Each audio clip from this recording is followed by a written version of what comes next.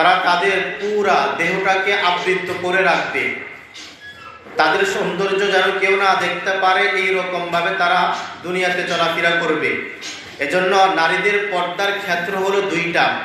এক নম্বর ক্ষেত্র, তারা যখন বাড়ির মধ্যে থাকবে তখন তাদের পর্দার ক্ষেত্র হলো ভিন্ন রকম, আর যখন তারা বাহিরের মধ্যে চলাফেরা করবে তখন তাদের পর্দার ক্ষেত্র হবে ভিন্ন রকম।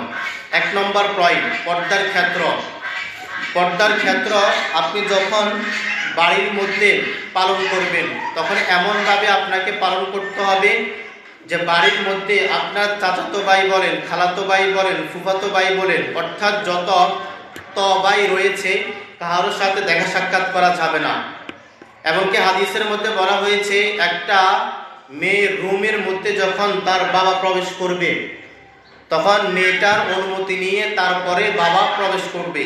তাহলে বাবার ক্ষেত্রে যদি এই কঠোরতা আইন প্রয়োগ করা যায় তাহলে যারা নারী সম্প্রদায়রা চাচাতো ভাই, খালাতো ভাই, মামাতো ভাইয়ের সাথে দেখা সাক্ষাৎ করে তাদের জন্য তো হাদিসের মধ্যে আরো কঠোরতা অবলম্বন করা হয়েছে।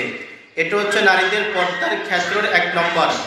দুই নম্বর, নারীদের পর্দার ক্ষেত্র দুই নম্বর হলো তারা যখন বাহিরের মধ্যে চলাফেরা করবে তখন তারা এমনভাবে চলাফেরা করবে যেন তাদের সৌন্দর্য পর পুরুষ না দেখতে পারে, কেউ যেন না দেখতে পারে, এইরকম চলাফেরা করবে।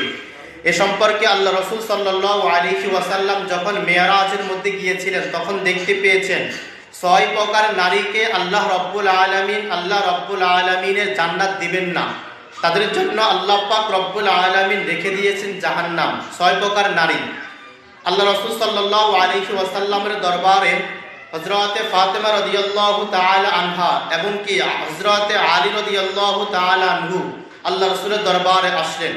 আসার পরে আল্লাহ রাসূল তখন কান্না করতেছিলেন। হযরতে আলী রাদিয়াল্লাহু তাআলা আনহু জিজ্ঞেস করলেন, ও পয়গম্বর, আপনার কি হয়েছে, আপনি কেন কান্না করেন? আমার মা বাবা আপনার উপর কুরবানি হোক, আপনি কান্না করবেন না, কি হয়েছে আমাদেরকে বলেন। ফাতেমা রাদিয়াল্লাহু তাআলা আনহা জিজ্ঞেস করলেন, ও বাবা কি হয়েছে আমাদেরকে বলেন। আল্লাহ রাসূল সাল্লাল্লাহু আলাইহি ওয়াসাল্লাম তখন বলছেন যে আমি যখন মেরাজে গিয়েছিলাম, জান্নাত জাহান্নাম ভ্রমণ করেছিলাম, তখন আমি দেখতে পাইলাম যে আল্লাহ পাক রব্বুল আলামিন 6 প্রকার নারীকে জাহান্নামের মধ্যে শাস্তি দিচ্ছেন। এখন আমরা মিলাবো যে আমরা 6 প্রকারের কি অন্তর্ভুক্ত আছি কিনা। যদি আমরা 6 প্রকারের অন্তর্ভুক্ত থাকি তাহলে আমি আপনি কখনোই, নারী সম্প্রদায়েরা কখনোই আল্লাহর জান্নাতের মধ্যে যেতে পারবে না। এক নাম্বার হলো আল্লাহ রাসূল যখন জাহান্নামের মধ্যে গিয়েছিলেন তখন 1 নাম্বার নারীদেরকে দেখতে পাইলেন তাদেরকে শাস্তি দেওয়া হচ্ছে। তাদের বুকের মধ্যে লোহার আংটা লাগাইয়া তাদেরকে আগুনের মধ্যে বাজি করতেছিলেন। এই দৃশ্য দেখে আল্লাহ রাসূল জিজ্ঞেস করলেন, ও ভাই জিবরাইল, এরা কারা?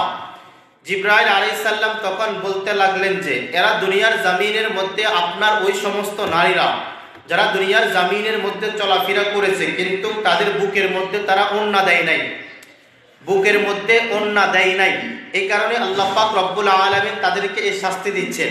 আল্লাহ